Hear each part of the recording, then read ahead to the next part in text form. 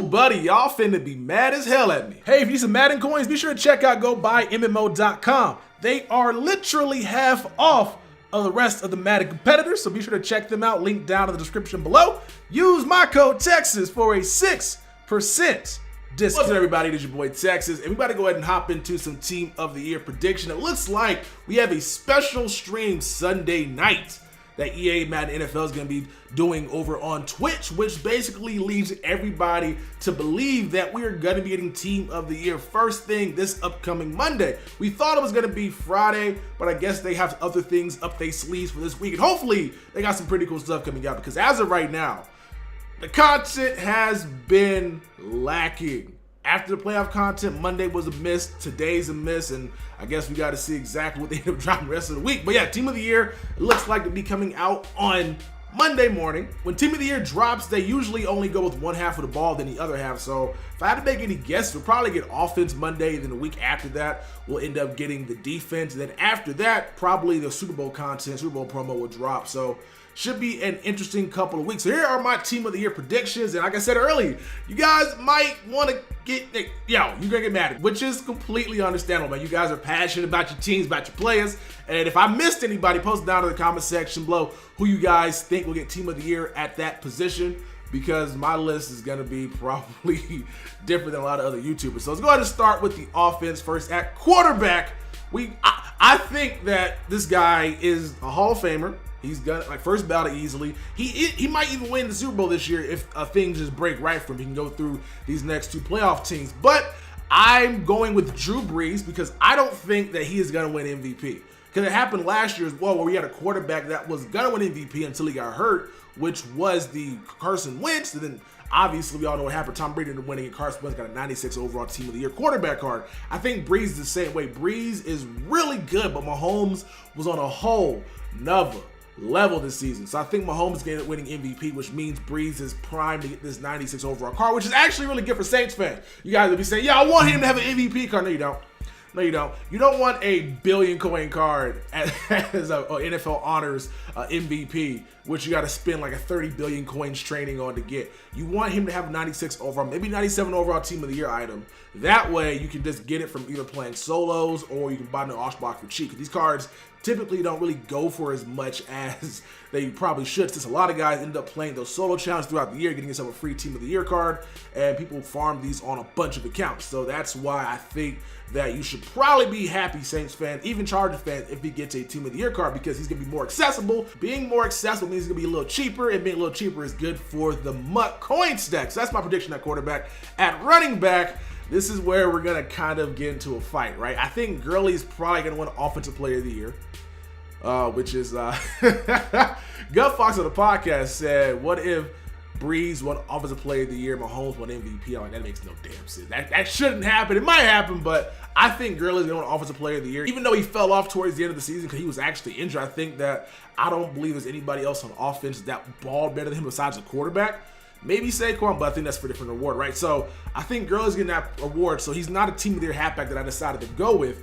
The halfbacks I decided to choose are, one, James Conner, because he had himself a really good breakout season. Steelers got himself a running back right now, man. I still think Le'Veon Bell's a better running back than James Conner. I don't think he's a part of the Pittsburgh Steelers system, as everybody was saying this season, but I'm really looking forward to seeing what James Conner can do. Hopefully the Steelers keep AB. If they don't keep AB, that's going to be interesting, because I think AB allows that offense to succeed, because like Le'Veon Bell was good, but like he's not AB. So if AB's gone, I don't think James Conner has the season he has next year. But then again, I have it wrong in the past. I have no idea what I'm talking about when it comes to sports. Let you guys tell us. So we got James Conner at halfback, and then just because I think that this guy deserves it, we're probably only going to get one halfback, but I made my graphics, got to make it with Philip Lindsay. Like, this guy was really good this season, came out of nowhere, and I think Bronco fans need a Philip Lindsay running back that is better than that 90 overall he got like 2 months ago. Bro, like I think according to like Fox's AP polls, like Fox, they did one of those Rookie of the Year things, and he ended up winning it, which was surprising over Saquon Barkley. Now, it's not a real award, but he was that good. A guy that came from literally nowhere. Like, Saquon was a first overall pick. No, second overall pick, right? Second overall pick.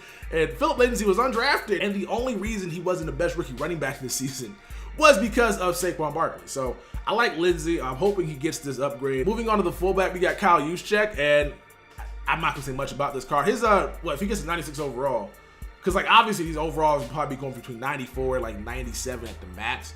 But if Kyle Juszczyk, let's say, gets a 96 overall, that's basically an in-game fullback, a guy that can run fast. Especially if you guys got Ravens chemistry or Niners chemistry, get that +3 speed on him. He's gonna be a fast fullback with decent run blocking and decent catching. Pretty much there's only 2 fullbacks in Madden to choose from. One's Devlin and one is the Juszczyk, and I'd rather have the Juszczyk than James Devlin. Sorry, Patriot fans, I don't want another James Devlin.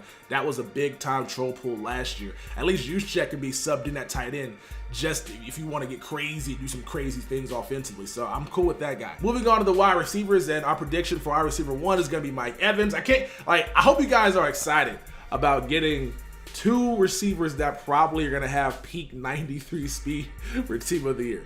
Mike Evans is going to be one of them, but 6'5" wide receiver. It's unfortunate that Randy Moss exists in Madden because you got somebody to compare him to, but he's going to be a nice go up there and get it. With the spec catch thing being a glitch this year where you can just high point pass these tall guys, and 9 times out of 10 they're going to catch the ball. Even though he's going to be slow, he should be a nice guy to throw the ball to just in case you need like a fuck it play. Fuck it, chuck it, and just hope he catches it. That's what's going to happen with it. So Mike Evans on the list.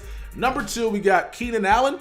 And I probably should have changed this to like Devonta Adams because I just realized that Keenan Allen and the Chargers might actually make it to the Super Bowl this year. Like I think they're going to beat New England, and I think they're probably going to beat whoever beats the between the Chiefs and the Colts. So if that happens, he's not getting Team of the Year card because he's going to get one of those Super Bowl 96 overall item. And if that ends up happening, Keenan is not getting a Team of the Year card. So I guess we'll go ahead and just put him here for now. And if they end up winning, obviously, then disregard me and then go with Devonta Adams. We'll find out Monday though, so it's not that big of a deal. Another guy in the same camp as the Keenan Allen is gonna be Tyreek Hill, a guy that's in the playoffs right now.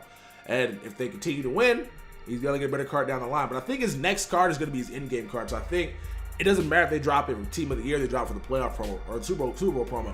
Whatever card he gets should have 99 speed stock, which should help a lot of you guys. I don't want to say save coin, but not have to just power up player over and over again. Not to go ahead and spend 45,000 coins on his power up, spend 45,000 coins on his 83, and then use train to get to his 89. You got to buy the auction block, use a power pass on, and then use train to get to his 94 overall. So I feel like this next one should be good. So wide receiver 3, we got Tyreek. Usually we get like a kick return specialist, and I think he's the best one in the league. Now we're on to the offensive lineman. Let's go ahead and start with the right tackle because I'm gonna go ahead and get this guy out of the way first because you guys are gonna be mad at me about this choice.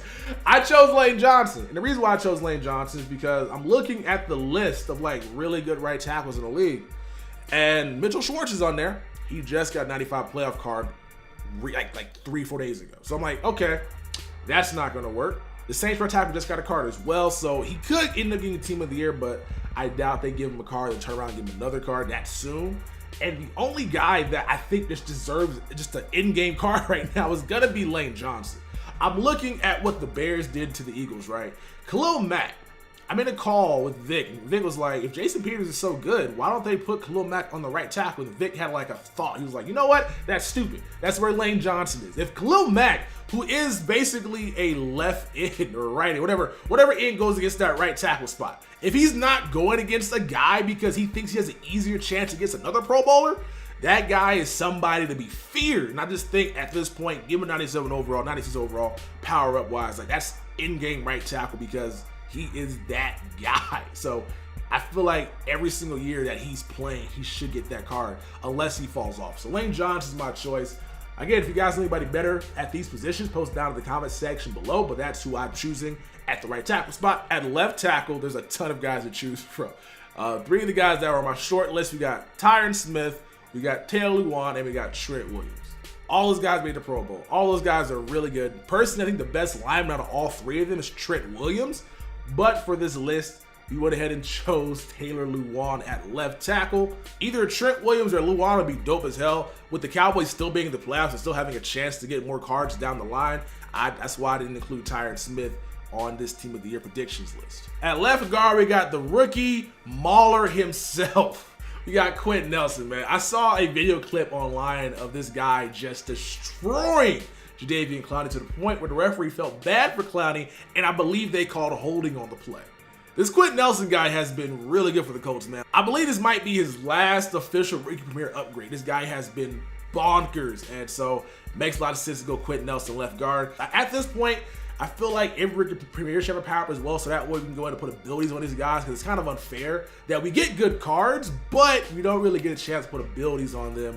And I'm just like, what's the point of that? Like, I understand just the scheme chemistry, but Roquan Smith, I don't even know if he can get sprinter or not. Like yo, let me power these players up, put ability on, because I've earned this. So maybe that might end up happening. Maybe like once the program actually ends in February, they'll go ahead and add power ups for those guys. That would be really, really awesome. But yeah, so we got left guard Quentin Nelson, who is a really amazing offensive lineman. At center was going to be Jason Kelce, because he is really good. The reason why the Eagles team is so good now, I think, is because obviously linemen are getting healthy, but because Jason Kelce is probably the best Kelce brother. Like Travis Kelce is really good, but I think Jason Kelce is better at what he does in Travis Kelce. So what he does in Travis Kelce is probably the best tight end in the league, which is kind of crazy to say. But yeah, so I got Alex Mack at center. And then at right guard, we got Marshall Yanda. Yanda basically gets Team of the Year guards every single year.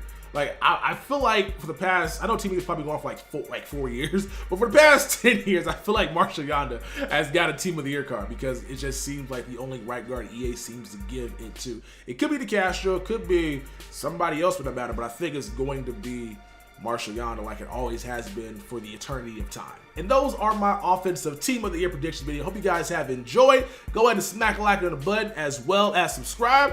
Defensive one's coming out later on today, so stay tuned for that. It's been your boy Texas, and I'll catch y'all next. Look, they say money can't buy your happiness, but I swear to God, it's a good down payment. Trying to stuff so many binges in my pocket, you would swear that I was out here trying to drown Franklin. I was bred in the slums, got fed up with crumbs, now you don't play a pound cake. Told me when it was a root of all evil, but I swear to God, I ain't never found Satan.